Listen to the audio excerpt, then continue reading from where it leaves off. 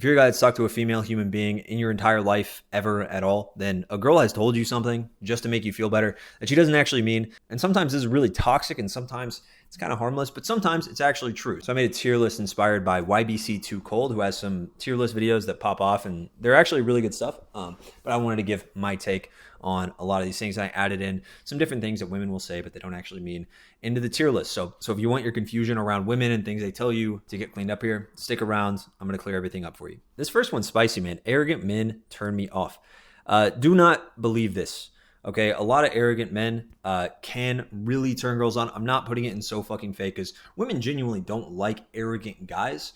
There's a big difference between being arrogant and being super confident or even cocky can be more attractive than someone that's totally full of themselves. But as somebody that has gone through a very arrogant phase where I'm totally full of myself and I've still gotten laid a lot, I can tell you that this is not true. I will say though, if you are too arrogant, a lot of women won't date you. They won't date you long term, but they will still be very attracted to you and they will be turned on by you. Just because confidence is sexy, fellas. Gotta remember that. I'm not looking for a relationship. This is so fucking fake, bro. I'm very sorry to say. If she says she's not looking for a relationship, that just means she's not looking for a relationship with you, which is not necessarily a bad thing. It means either you need to make her feel something different, or there's just not a vibe there, or there's just something that isn't working in the chemistry between you two. There's not enough attraction. You don't lead enough. Or sometimes it's not even anything that's like your fault. You could be doing everything really well. I've met a lot of girls where I'm like, man, this girl's hot, but like there's literally no sexual tension, and then we just end up actually being friends. All right, let's do this one next. Men don't approach us anymore.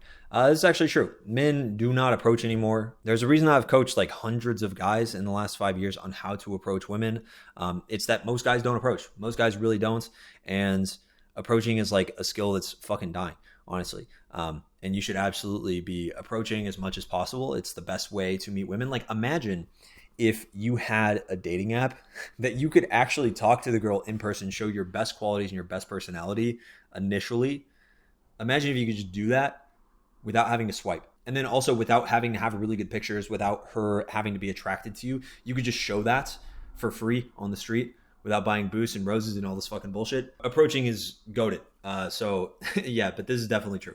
I'm looking for a husband. I'm looking for a husband. Okay, I'm gonna put this in capping. Okay, a lot of girls are looking for a long-term relationship, but they're not gonna date you if they don't see you as like a sexual option first. That's just not gonna happen. So they need to see you as like a potential sexual option if they want to date you long-term. So they're not really looking for a husband. They're looking for a guy that they want to hook up with or they want to have sex with, that they're attracted to, that turns them on, where they feel like they can chase that guy that also wants to be in a relationship with them, and that's what they're looking for.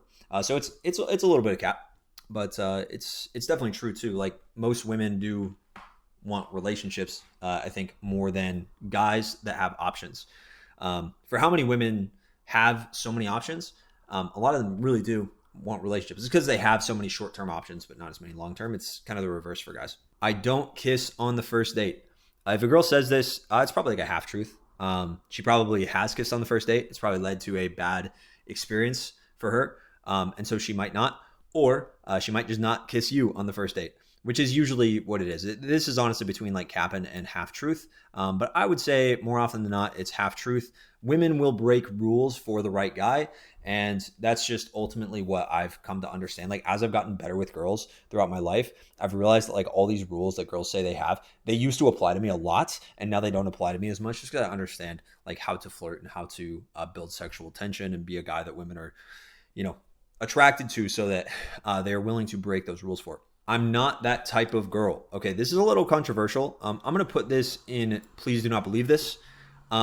Not because, which now I want to be very fucking clear, okay? Because there's some fucking freaks and weirdos out there, all right? This does not mean that if she says no, that she doesn't fucking mean it. She absolutely fucking means it, okay? She means no, not right now. I'm not interested. I'm good, okay? And the best thing to do if she ever says no when you're physically escalating is to back the fuck off and like not even do anything. You can still build sexual tension like verbally, but the problem is when you try to physically escalate even more like that, it just makes the girl feel very fucking uncomfortable, if not like you're actually assaulting her, which is fucking terrible. So if she says this, just know that it means she's not ready yet. Okay, this is not a bad thing. It's not like all women are hoes or whatever the fuck like red pill thing you want to believe. It just means that like she probably either would be that type of girl for the right guy, or if there were like no consequences or it like didn't count, like for a guy that where it didn't count, like maybe you're traveling and you're really, there's a lot of sexual tension between you guys and you guys are very attracted to each other, or maybe she sees you as a guy that she wants to date very long term, and so she's like, fuck it, I'll have sex with him early. Then she would break that rule, but for the most part, she might be that type of girl. She's not going to do this for every fucking guy. It's going to be pretty rare. So maybe we even I'd probably put this in capping actually, because it's closer to a half truth than most guys would say. Okay. I hate him. Oh, I hate him.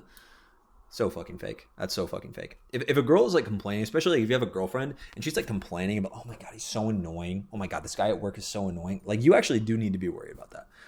You need to make sure you like ramp up your masculine behaviors, your dominant tendencies, start leading more.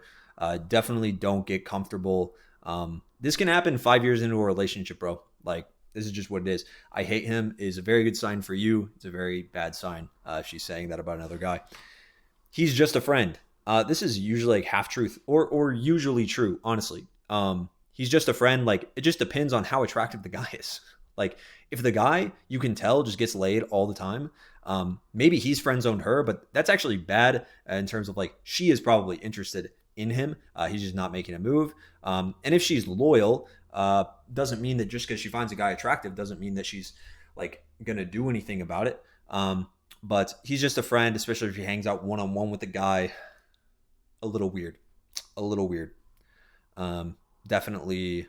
Yeah, I just think in general, like my girl even has guy friends that are in our friend group collectively. And I asked her, and I really don't think, I think there is no way, like one of the guys in our friend group has a girlfriend that's in the friend group. And I don't even think there's a way that my girl and that guy could ever hang out alone, and it wouldn't be super fucking weird for somebody. Even if I know that there's no sexual tension there. I just, he's just a friend hanging out one-on-one. Probably not great if they're going out to dinner or whatever. Not good. If they hang out in groups, like it's fine. It's not a big deal. I'll let you know. Please do not believe this. She will not let you know, bro. She will never let you know. This is so fucking fake, actually. I'm just going to put it up here because she will not let you know. No girl has ever let a guy know after saying this about anything. This usually means you are now ghosted. I love romantic men. Please do not believe this. Usually romantic men means like, oh, I want him to get me flowers and I want him to open the car door for me. If you do that from like a really dominant, leading, masculine place, that's very attractive.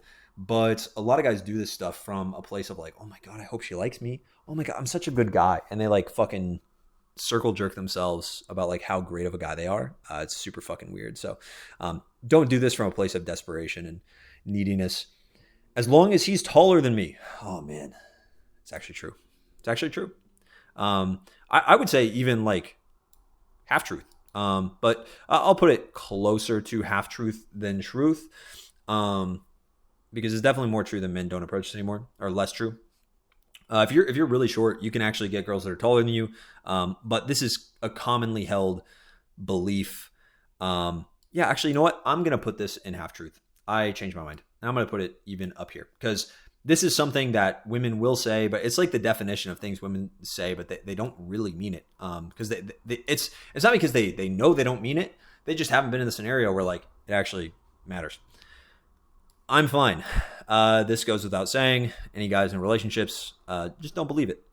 Don't do anything to like try to change your mind or whatever. Don't be confrontational or anything. Don't react too much, but just know that she's like probably a little emotional, kind of upset about something. I need some space. This probably is true, but I need some space also means she's not interested. If she's saying I need some space, but we're still good, that is so fucking fake. Get out of here. If she's saying I need some space, it's because she needs some space and she wants to get the fuck away from you. So I would say this is true.